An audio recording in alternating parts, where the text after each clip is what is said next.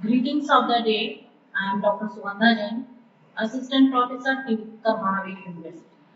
आज हम बात कर रहे हैं रीति काल की दूसरी यूनिट। जो रीति काल की ये दूसरी यूनिट है, इस यूनिट में रीति काल के परिचय से लेकर हम प्रवृत्ति किसे कहते हैं इसका तात्पर्य, रीति काल की प्रवृत्तियां क्या क्या हैं, कौन कौन सी हैं, रीतिबद्ध काव्यधारा, रीति काव्यधारा की प्रमुख प्रवृत्तियां, रीति सिद्ध काव्यधारा, रीति सिद्ध काव्य की प्रवृत्तियां, रीति मुक्त काव्यधारा, रीति मुक्त काव्यधारा की प्रमुख प्रवृत्तियां, और फिर इन सभी का एक सार होता है। तो इन सभी विषयों पर आज हम चर्चा करेंगे और इनमें रीति काल का जो एक स्वरूप है उसको भी संक्षेप में बताएं। साहित्य सृजन एक अद्भुत कला है और जो मानव सभ्यता से जुड़ी हुई है, क्योंकि जो साहित्य सृजन वो मानव से और मानव सभ्यता उस साहित्य से परस्पर एक दूसरे से संबंधित है।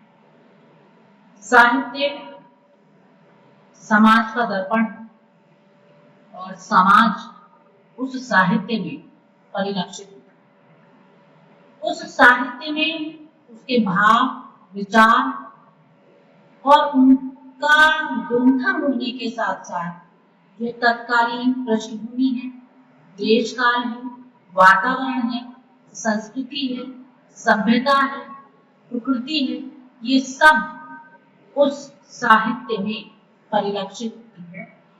वो साहित्य इन सबसे युग विशेष में समाज और वातावरण को उस युग की सामाजिक, राजनीतिक, धार्मिक, सांस्कृतिक, आर्थिक और साहित्यिक परिस्थितियां प्रभावित करती हैं और इन्हीं परिस्थितियों से विभिन्न जो प्रवृत्तियां हैं वो जन्म लेती हैं। तो कुल मिलाकर जो साहित्य है वो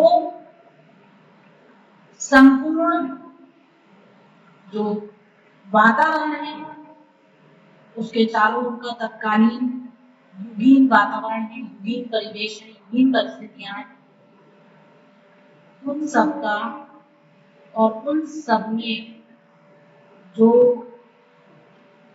प्रतिबिंबित होते हुए अलग अलग मनोभाव हैं, उन सबका प्रदर्शन।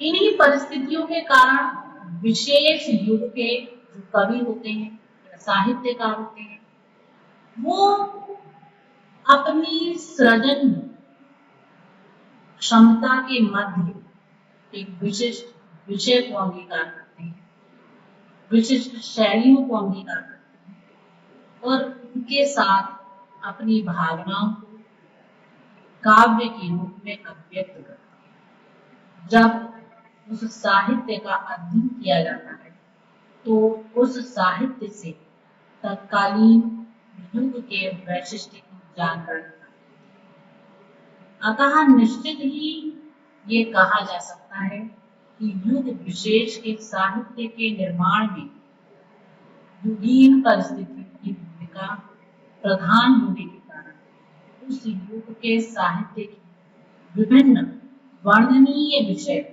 शैलियां, भाषा एवं वैशिष्ट युगीन परिस्थितियों के साथ जोड़कर देखा जा सकता है। अगर हम इन समस्त दृष्टिकोणों से देखें तो साहित्य की रचना मनुष्य करता है और वो मनुष्य उस साहित्य के द्वारा अपनी भावनाओं को, अपने विचारों को, अपनी कल्पनाओं को यथार्थ के साथ मिश्रित कर, वास्तविकता के साथ संजोकर और मानवीय संवेदना संवेदना से उसको कूटकर फिर अभिव्यक्त करता है। और ये जो अभिव्यक्ति है, ये अभिव्यक्ति एक कालखंड का निर्माण करती है, युग का निर्माण, क्योंकि मनुष्य सामाजिक प्राणी है इसलिए उसके भावों और विचारों का निर्माण तथा नियमन उसके युग का समाज तथा उसके आसपास का वातावरण करता है। युग विशेष के समाज और वातावरण को युग की सामाजिक, राजनीतिक, साहित्यिक, आर्थिक, धार्मिक, सांस्कृतिक इन परिस्थितियों से प्रभावित होता हुआ देखा जा सकता है। इन सब के कारण विशेष युग के कवि ही विशिष्ट साहित्य के द्वारा विशिष्ट शैली का निर्माण करते हैं। इस दृष्टि से देखें तो जितना भी रीतिकालीन साहित्य है वह रीतिकालीन साहित्य अधिकतर श्रृंगारिक रचनाओं को केंद्र में रखकर किया गया है, सृजित किया गया है। भक्ति प्रेम की प्रधानता क्रमशः इस काल में आकर के कम होने लगी थी। परिणामतः भक्ति में जो प्रेम तत्व थे वो मूलतः लौकिक प्रेम में परिवर्तित होकर श्रृंगारिक होने लगे और इस प्रकार इस काल की रचनाएं श्रृंगार प्रधान तथा नायक नायिका भेद, नाक्षिक वर्णन एवं विविध क्रीड़ाओं का रसमयी मिश्रण। सामाजिक परिस्थितियों को देखकर मुगलों के पतन का काल भी कहा जा सकता है इस समय को, और इस रूप में जो परिस्थितियां, जो खंड या जो भी वातावरण है उसके आधार पर रीतिकालीन साहित्य अनेक प्रकार की जो तत्कालीन युगीन एक वातावरण में व्याप्त भावनाएं हैं उनसे ओतप्रोत रहा। हम देखते हैं कि अगर थोड़ा सा इस पर सार डालें तो हिंदी साहित्य के इतिहास में सन 1650 से 1850 ईस्वी के मध्य का जो काल है वही रीति काल कहा गया है और ये जो समय था ये हिंदी भाषी भारत और उसके आसपास के क्षेत्रों पर मुगलों के आधिपत्य का समय था। सामान्य रूप से यहाँ के हिंदू राजा पर्याप्त समय तक अपनी प्रभुता बनाए रखने के लिए मुसलमानों से जूझने के बाद अब उनकी अधीनता स्वीकार कर चारों ओर देश में शांति का माहौल नहीं था। राजकोष पूरे तरीके से भरे पूरे नहीं थे, अर्थात उनमें अभाव दिखाई देने लगा था, ह्रास दिखाई देने लगा था। फिर भी ऐसी स्थिति का लाभ उठाते हुए जो शासक वर्ग था उसमें विलासिता दिखाई दे रही थी, उसकी उत्पत्ति हुई सभा। अतः जो भोग विलास के उपकरण हैं वो उस समय जुटाए जाने लगे और इन उपकरणों में एक उपकरण काव्य सृजन था। जो दरबारों में कवियों को आश्रय दिया जाता था वो आश्रय उन नवाबों की जो श्रृंगारिक वृत्तियां हैं उनको काव्य के रूप में प्रस्तुत करने के लिए। दूसरी ओर जो शासक हैं वो ऐसे भी थे जो अपने तथा अपने पूर्वजों के शौर्य पराक्रम संबंधी चर्चाओं से प्रसन्न होते थे। अतएव इन लोगों को प्रसन्न करने के लिए कवि लोग उनकी प्रशस्तियां लिखकर उन्हें सुनते थे। उधर हिंदू कवियों तथा शासक समुदाय से अपने देवी देवताओं के प्रति आस्था और विश्वास की जो भावना है वह परंपरा शुरू से चली आ रही। तो इसी के परिणाम स्वरूप जो विशिष्ट अवसर हैं उन पर दैनिक क्रियाकलापों या शुभ कार्य आरंभ करते समय या फिर जीवन के अंतिम दिनों में परलोक सुधारने की भावना से भक्ति और दर्शन संबंधी रचनाएं भी कभी कभी इस काल में कर ली जाती। तो जो राज दरबार में उनमें होने वाले जो षड्यंत्र हैं उन सब से अपने मित्रों को सावधान करना, जीवन के खट्टे मीठे अनुभवों को सुनाना, बस ऐसा लगता था यही सब कुछ तत्कालीन कवियों का एक उद्देश्य रह गया था। कभी कभी कुछ मन होता था तो नीतिपरक रचनाएं कर लेते थे, कभी कभी कुछ मन होता था तो कुछ ऐसी रचनाएं कर लेते थे जिनमें स्वास्थ्य संबंधी, वैद्य संबंधी नुस्खे दिखाई देते थे। आसपास के प्राकृतिक वातावरण से प्रभावित हो गए तो कभी कभी कभी उस प्राकृतिक वातावरण से आनंद विभोर होकर उसे अपनी रचनाओं का विषय बना लेते थे।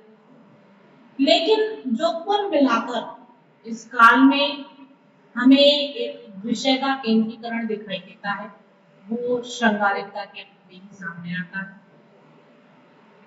क्योंकि श्रृंगारिकता इसलिए क्योंकि जो कविता है वो इस काल के विलासी शासकों की विलास लीला का एक उपकरण रह गई थी।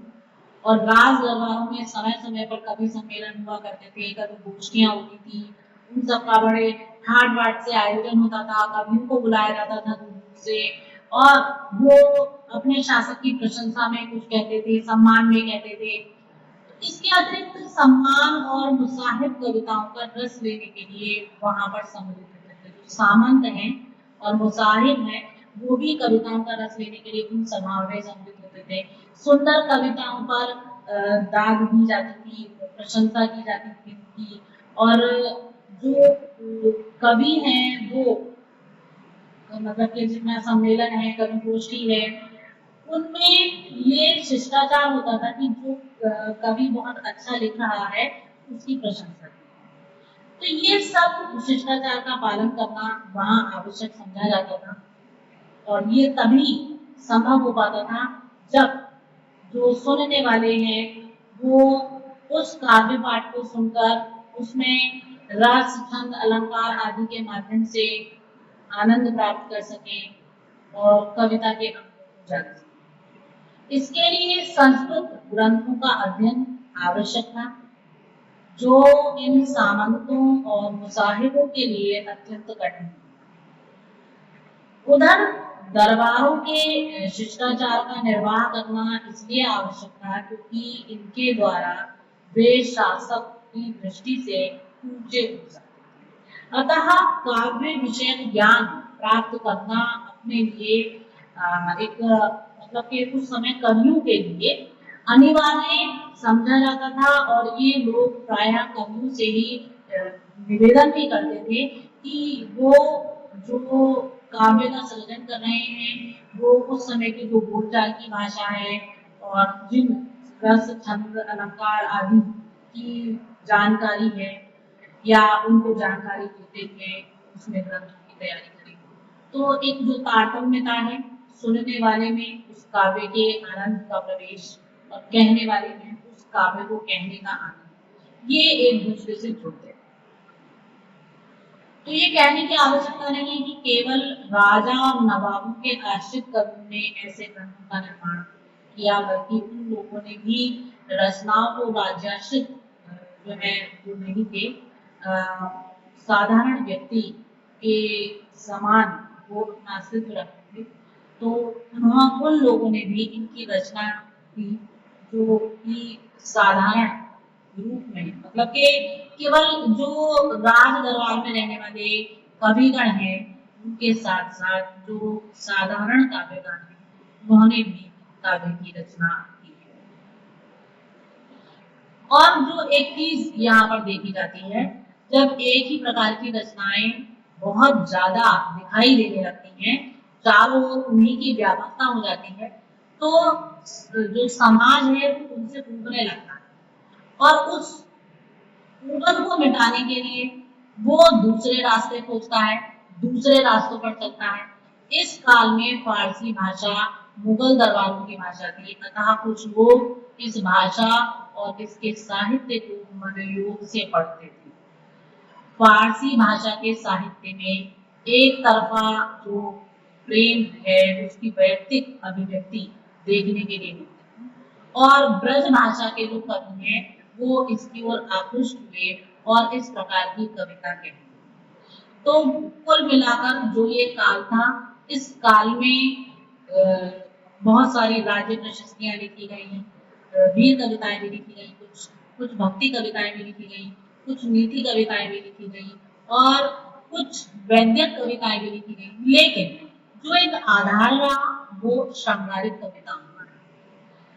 तो इन लोगों ने संख्या और रचना का परिमाण मतलब जो है वो कम नहीं होने दिया, सब को एक अलग वर्ग में रख करके अलग अलग रूपों में देखा जा सकता है और उस रूप में उनका वर्गीकरण किया जा सकता है।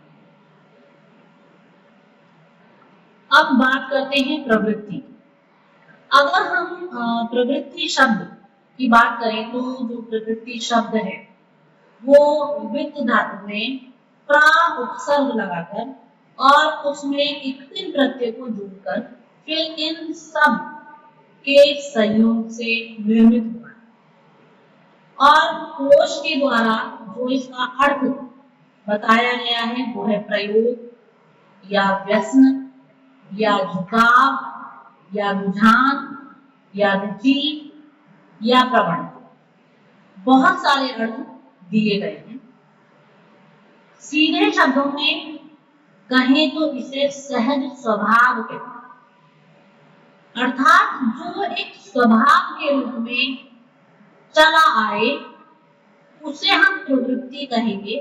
तो किसी युग में जब कवियों या साहित्यकारों का एक बड़ा वर्ग एक ही विषय या फिर एक ही शैली की रचनाएं करता हुआ आगे बढ़ता है तो वो जो एक सहज स्वभाव उस काव्य में आ जाता है। जो सहज स्वभाव को कभी अपने साथ लेकर चलता है वो विषय अथवा शैली उस वर्ग के कवियों या साहित्यकारों की प्रवृत्ति कहना। तो जो ये प्रवृत्ति है इसे अनेक विद्वानों ने अलग अलग रूपों में परिभाषित किया है। जैसे हिम का सहज स्वभाव शीतलता है और जल का जो सहज स्वभाव है नीचे वो बहना है बहता है। अग्नि का स्वभाव उष्णता है दाहकता देती है। काव्य के क्षेत्र में यदि हम इसे देखें तो ये जो प्रवृत्ति है ये भी विशेष अर्थ से विशेष भाव से विशेष गुण से विशेष शक्ति से अनुसूत होती है जो अनायास ही उन परिस्थितियों के साथ काव्य में प्रवेश करता चला जाता है, साहित्यकार की भावनाओं में व्याप्त होता चला जाता है। तो उन विशेषताओं का अनुकरण कवि अथवा साहित्य के द्वारा दोनों के द्वारा साहित्यकार के द्वारा दोनों के द्वारा किया जाता है और यह जो विशिष्ट भाव है यही भाव प्रवृत्ति का रूप ग्रहण कर लेते हैं। तो जो ये प्रवृत्ति है ये प्रवृत्ति साहित्य में हमें हर ओर देखने के लिए मिलती है क्योंकि विशिष्ट प्रवृत्ति से ही युग विशेष के कवियों अथवा जो साहित्यकार हैं उनकी मानसिकता उनकी नियामक परिस्थितियों का बोध होता है और केवल बोध ही नहीं होता बल्कि विशिष्ट वर्ग अथवा वर्ग की रचनाओं की विशिष्टताएं और इनकी जानकारी भी सहजता से मिल जाती है। आगे कहते हैं कि जो प्रवृत्तियां हैं वो प्रवृत्तियां इतिहास लेखन में भी कार्य करती हैं। इसलिए साहित्य का इतिहास लिखने वाले जो प्रवृत्ति विशेष के आधार हैं वो युग विशेष का नामकरण और उसकी काल सीमा का निर्धारण। जैसे उत्तर काल मध्य काल का नाम वर्गीकरण और जो इनका रीति मतलब के निरूपण है जो आपका उत्तर मध्य काल है, उत्तर मध्य काल जो कि रीति काल के नाम से जाना गया है और इस युग में जो तीन एक काव्य की धाराएं प्रवाहित हुई है जो रीतिबद्ध रीति मुक्त और रीति सिद्ध इस रूप में आती हैं। तो इस रूप में उनका निर्णय होता है। तो ये हिंदी की प्रवृत्ति के आधार पर ही किया गया है और इस काल की जो सीमाएं हैं वो 1650 से 1850 ईस्वी तक मानी गई है और इस रूप में इस काल को नीति काल के नाम से अभिहित किया गया।